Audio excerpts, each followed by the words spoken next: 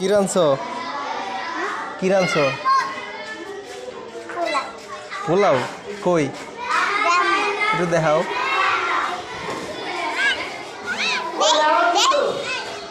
না না আগে পোলাও দেখাও, আর কি রাঁধছো তাই দেখাও। এই পোলাও, এই বালুর পোলাও না?